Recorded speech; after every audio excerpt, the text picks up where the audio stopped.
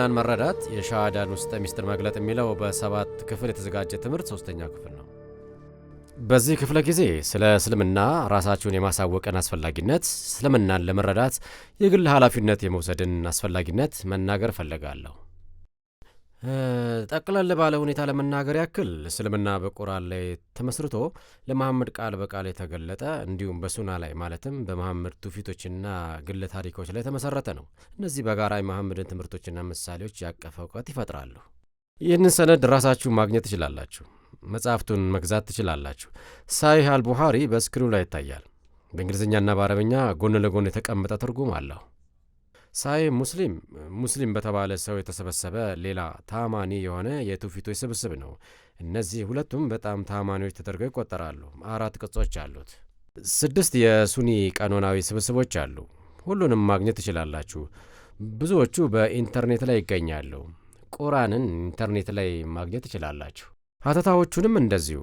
የኢብን ከሲር ሀተታ ተፍሲር ኢብን ከሲር ወደ እንግሊዝኛ ተተርጉሟል። በምዕራብ ውስጥ በሚኖሩ ሙስሊሞች በስፋት ጥቅም ላይ ይውላል። በእንግሊዝኛ ተናጋሪ ሙስሊሞች ያንን ራሳችሁ ማግኘት ትችላላችሁ። ስለዚህ ሰው ከቁርአን ቢጠቅስ እና ትርጉሙ ግራ ከገባችሁ በሰከንዶች ውስጥ በቀላሉ ያንን ሀተታ በማገላበጥ ኢብን ከሲር የተናገረው ማየት ትችላላችሁ።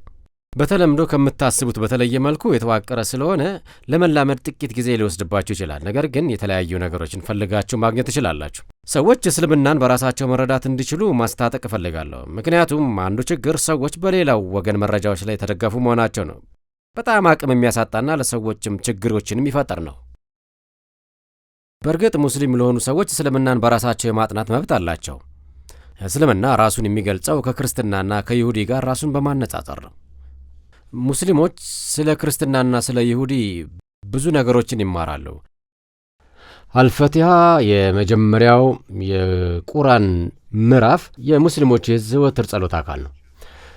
በተወሰነ መልኩ በዘወትር ጸሎትነት ልክ እንደ ጌታ ጸሎት ሲሆን እንደ 5ቱ የየዕለት የግዴታ ጸሎቶች አካል ሙስሊሞች በቀን 17 ጊዜ ይደግሙታል። በመሰረቱ ምሪትን የመጠየቅ ጸሎት ነው። አስታውሱ፣ እስልምና የመመሪያ ጉዳይ ነው። ስለዚህ እንዲህ ነው የሚለው፣ አላህ ሆይ እባክህን ቀጥተኛውን መንገድ ምራን፣ የእነዚያን በእነርሱ ላይ በጎ የዋልክላቸውን በእነሱ ላይ ያልተቆጣህባቸውንና ያልተሳሳቱንም ሰዎች መንገድ። እንግዲህ በአምላክ ቁጣ ስር ላሉት ወይንም ደግሞ የተሳሳቱት እነማን ናቸው? እንደ መሐመድ ትውፊት ከሆነ ቁጣን የተቀበሉት አይሁዶች ናቸው፣ የተሳሳቱት ደግሞ ክርስቲያኖች ናቸው በማለት ተናግረዋል። ስለዚህ ሙስሊሞች በቀን 17 ጊዜ በቁጣ ስር እንዳሉትና እንደተሳሳቱት እንዳይሆኑ ሲጸልዩ አይሁድ ወይንም ክርስቲያን እንዳይሆኑ እየጸለዩ ነው ልትሉ ትችላላችሁ። ስለዚህ ክርስትናን መቃወም በዘወትር ጸሎት የተካተተ የእስልምና አንኳር ትምህርት ነው። በጌታ ጸሎት ውስጥ እንደነዚህ ያልታደሉ እርጉማን ሙስሊሞች እንዳልሆን የሚል ቢኖር እንደማለት ነው። ክርስትናንና ይሁዲን መቃወም በእስልምና ውስጥ ምን ያህል በጠለቀ ሁኔታ እንደተዋሃደ ያሳያል። ይህ እስከ ዛሬ ድረስ ከታዩት ምርጡ አልፈቲሃ የሚል አጭር ቪዲዮ ነው። የአልፈቲሃ የአረብኛ መነባነብ ነው። እናም ስለ ቀጥተኛ መንገድ የሚናገረው ያ ክፍል ሲመጣ የብልጭታ ብርሃን ታያላችሁ። እንደነዚያ ሰዎች አይደለም የሚለውን የሚገልጹ የምኩራብና የቤተ ክርስቲያን ምስሎችም ይታያሉ። ስንመለከተው ሳለን ይህንን ታያላችሁ።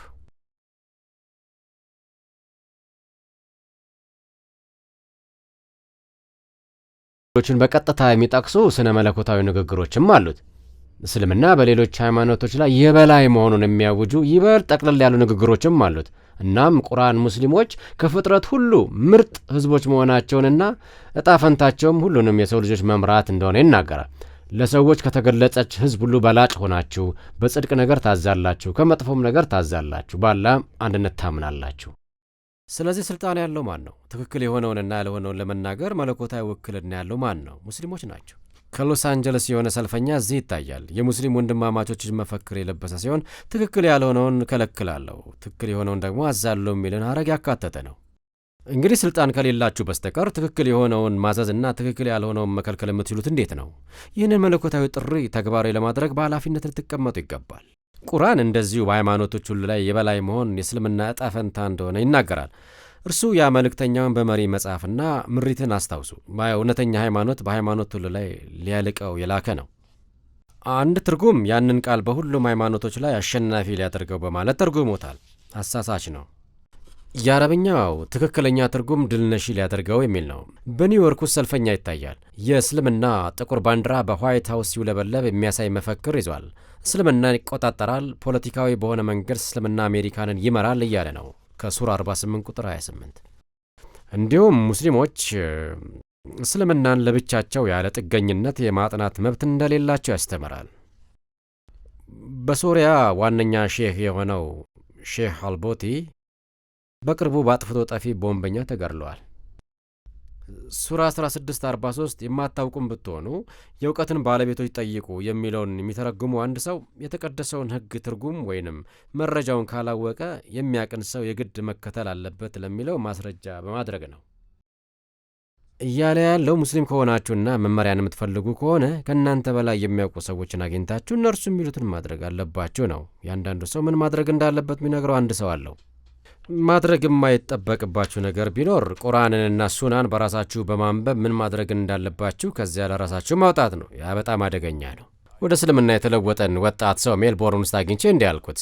አዲሶችን ሳሂህ አልቡኻሪንና ሳሂህ ሙስሊምን ከመጀመሪያው ገጽ እስከ መጨረሻው ድረስ አንብቤያለሁ። እንዲህ አለኝ፣ ያንን ማድረግ አይገባህም ነበር።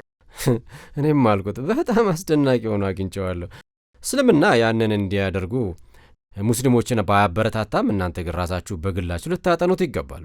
በእርግጥ ብዙ ሙስሊሞች ቁርአንን በከፊል ወይንም ደግሞ ሙሉ በሙሉ በአረብኛ መሸምደድ ይችሉ ይሆናል። ነገር ግን ያ ማለት ይረዱታል ማለት አይደለም። ጥንታዊውን የቁርአን አረብኛ ለመረዳት በጣም ከባድ ነው። ምንም ያልተገናኘ የሚመስሉ የተወሰኑ የቁርአን ክፍሎች አሉ። ሰዋሰው ለመረዳት አደጋጅ ነው። እናንተ ግን ሀተታዎችን በመጠቀም ትረዱታላችሁ። በእርግጥ በሙስሊሞች የተዘጋጁ ትርጉሞች የቃል በቃል ትርጉሞች አይደሉም፣ ፍቺዎች ናቸው። ስለዚህ ምን ማለት እንደሆነ እርግጠኛ ያልሆኑት ምንባብ ሀተታዎቹን ይመለከቱና ምንባቡ ምን ማለት እንደሆነ በሚናገሩት መሰረት ይተረጉሙታል። ስለዚህ እንግሊዝኛ ትርጉሞች እኛ ትርጉሞችን በምንረዳቸው መሰረት የተተረጎሙ አይደለም፣ የቁርአን ፍቺዎች በመባል ይታወቃሉ። አንዳንድ ጊዜ ሙስሊሞች እንዲህ ይላሉ፣ ይህ የቁርአን ፍቺ ነው። አንዳንድ ጊዜም ሰዎች ለአረብኛ ቁርአን ከፍተኛ ክብር ስላላቸው ነው ይላሉ። መልካም፣ ነገሩ እንደርሱ አይደለም። ሰዎች ምን ማለት እንደሆነ የሚናገሩትን የሚተረጉሙት ቢሆን ነገር ግን ቀጥተኛ ትርጉሙን አይደለም። ይህ ማለት ስለ እስልምና ያለው መረጃ ዲሞክራሲ ያልተደረገም ማለት ነው። እስልምና ሰዎች ሁሉ እንዲያነቡት የተከፈተ መጽሐፍ አይደለም። ይህ ከመጽሐፍ ቅዱስ ፍጹም የተለየ ነው። ሁሉም ሰው ወንጌላትን ማንበብ ይችላል። 4ቱን ወንጌላት በማንበብ ከአንድ ሰዓት በኋላ ጊዜ ውስጥ ለኢየሱስ የተጻፉትን ሁሉ ማወቅ ትችላላችሁ። ነገር ግን የመሐመድ ሕይወት ባለ 800 ገጽ መጽሐፍ ነው። አዲሶችም ደግሞ ባለ ብዙ ቅጾች ናቸው። ቁርአን ለመረዳት አስቸጋሪ ነው። አስቸጋሪ በሆነ ጥንታዊ አረብኛ የተጻፈ ነው። በቀጥታ የሚተረጎም ሳይሆን የሚፈታ ነው። አልቦቲ እንደተናገረው መደበኛ የሆነ የሊቅ አስተያየት ለተራ ሰው የግድ አስፈላጊ ነው። ምክንያቱም የቁርአን ቃላት ለሊቅ ናቸውና። ስለዚህ ስልጣን የተደራጀው በዚያ መልኩ ነው። ስለሆነም በእስልምናው ስልጣን የተደራጀው ዲሞክራሲያዊ በሆነ መንገድ አይደለም። ግለሰቦችን ስለ እምነታቸው ውሳኔን እንዲወስኑ ወይንም ደግሞ እምነታቸው እንዲረዱ ነጻነትን የሚሰጥ አይደለም። ከሙስሊሞች ጋር ስትነጋገሩ ያንን መረዳት በጣም አስፈላጊ ነው። በዚህ መሰረት እስልምናን ለራሳቸው ለማወቅ ስልጣንን፣ ኃላፊነትን መውሰድ ለክርስቲያኖች በጣም አስፈላጊ ነው። በሙስሊሞች መካከል ለረጅም ዘመናት የሰሩ ሰዎች አልፎ አግኝቻለሁ። ለ20 ዓመታት ያህል በሚስዮናዊነት የሰሩትን እንኳ ትክክል አለመሆናቸውን በቀላሉ ማሳየት የሚቻሉ ስለ እስልምና በጣም ውሸት የሆኑ አመለካከቶች ያሏቸውን ሰዎች አግኝቻለሁ። ለምሳሌ ያህል በፓኪስታን ሀገር በሚስዮናዊነት ያገለገለ አንድ ጓደኛ ነበረኝ።